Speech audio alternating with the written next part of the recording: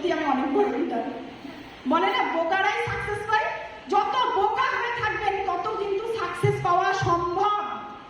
তারপরে 50,000 ইনকাম নিয়েও সন্তুষ্ট হতে পারছি না, এদিক ওদিক দৌড়দৌড়ি করছি, কারণ আমার আপলাইন শুধুই শুনছি সব মিটিংয়ে হচ্ছে মিলিয়নার এই বছর কেন মিলিয়নার হতে হবে, মিলিয়নার তো হতেই হবে, কি করে সম্ভব হবে? এই তো একা যাচ্ছি বলাই রাস্তা একটু বেরোই না বাড়ি থেকে, তাহলে আরেকটা স্কুটি কিনলি উনারে বলা যাবে তুমি অন্যদিকে একটু মিটিং করো, আমি এদিকে মিটিং করছি।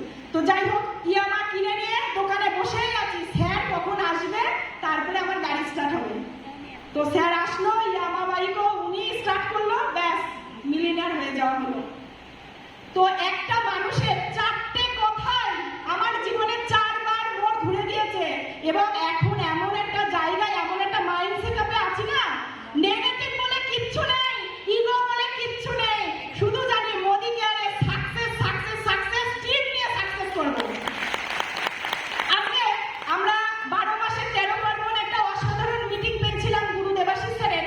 তখন টিমের মধ্যে এলপিডি খুব বেশি সংখ্যক হয়নি, অল্প সংখ্যকে, আমরা একদম প্রথম দিককার কথাই বলছি। তো হয়েছে অনেকেরই, কিন্তু আমাদের টিমের মধ্যে কারণ হয়নি।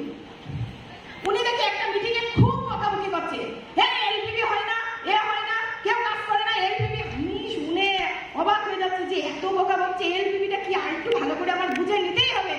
বাইরে বেরিয়ে চাঁদা আর ধরমপুকুরের মাঝখানে স্কুটি দাঁড় করে আমি অজর ঝড়াই কান্না করে যাচ্ছি যে স্যার এত কেন বকলো। আমার তো বিশাল কষ্ট হয়েছে, কিন্তু মাথায় নিয়েছে এলপিডি নিতেই হবে, এবং এলপিডি টিমের মধ্যে যেন সবার হয়, এ ভগবান এমন কিছু করো এলপিডি যেন সবার হয়। তো এলপিডি কিন্তু এই টিম নিয়ে পারে না। প্রত্যেক মানে ভারতবর্ষে যত টিম আছে কত মানুষ এলপিডি পাই জানি না, তবে আমরা করবো জয়, টিমের মনে হয় এলপিডির সংখ্যা সব থেকে বেশি, প্রত্যেকে 3 মাসের মধ্যেই এলপিডি। ওই যে উনার একটা কথা 1 নম্বর। দ্বিতীয় নম্বর হলো মিলিয়নিয়ার হতে হবে, মিলিয়নিয়ার হতে হবে, এমন মানে স্যার উতলা হয়ে পড়েছে। তখন সত্যি আমি যখন জয়েন করি তার 2-3 বছর আগে থেকে শুনি কোনো মিলিয়নিয়ার বেরোচ্ছে না, এটা সেটা কোনো না কোনো সমস্যা, করোনা, এটা লকডাউন, এগুলো তো ছিলই। তো যাই হোক, আমার সেই মাসে মিলিয়নিয়ার একদম বেরিয়ে গিয়েছে, এটা আমিও তাই মনে ভেবেছিলাম, রোলাপ টোলাপ অতটা বুঝতে পারিনি। তো স্যার খুব কষ্ট পেয়েছিলেন, উনি আমার বাড়ি চলে আসে, আর ম্যাম এসে না ওনারা দুজন কান্না করে ফেলেছে। আমার ওই দিনের কষ্ট আমি কোনোদিন ভুলতে পারবো না, যে আমার সাকসেসের জন্য আমার বাবা মা বলেছে ভালো ছেলে দেখে দিয়েছি, তুমি মানিয়ে নাও, তুমি বেশ ভালোই আছো। হাজবেন্ড বলেছে আমার পক্ষে তোমার একটা নতুন কিছু শুরু করে দেওয়া তো সম্ভব না, যদি কিছু হয়ে যায় আমি সাপোর্ট করবো। আর আজকে এমন একটা মানুষ আমার জীবনে ভগবানের মতন মানে দেখা দিয়েছে, যিনি চোখের জল ফেলছে আমি মিলিয়নিয়ার হতে পারিনি, তাই ভাবা যায় আমরা কার ছত্রছায়ায় আছি। তো তার জন্য আরেকটা জোরদার হাততালি। তো সেদিনও ভাবছি হে বাবা ভোলানাথ, মিলিয়নিয়ার আমার হতেই হবে, একদম করতেই হবে।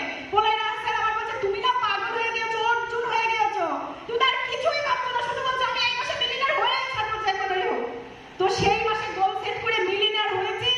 আজকে ওনার আশীর্বাদ, ওনার কর্মফল আর ওনার এডুকেশনের জন্য আমাদের টিম থেকে 10-15 জনের বেশি মনে মিলিয়নিয়ার হয়ে গেছে, আর আগামী দিন প্রত্যেকে মিলিয়নিয়ার হবে। তো নিজেদের জন্য একটা হাততালি। এটা হলো 2 নম্বর পয়েন্ট। 3 নম্বর পয়েন্ট, আমরা বিভিন্ন জায়গায় মোদি কেয়ারের ইয়েতে আমরা ঘুরতে গেছি। আজকে ঘুরতে ঘুরতে আমরা ভাইজাগে যাই, অসাধারণ একটা জায়গা, সেইখানে দারুণ একটা পরিবেশ, দারুণ একটা প্ল্যাটফর্ম, মানে খুব ভালো লাগে। তার মাঝখানে এটা ওটা কথার মাঝখানে স্যার একবার বলেছিলেন আপনার ভালো মন্দে আমার যাই আসে, ওই কথাটা জীবনেও আমি বলবো না। সেই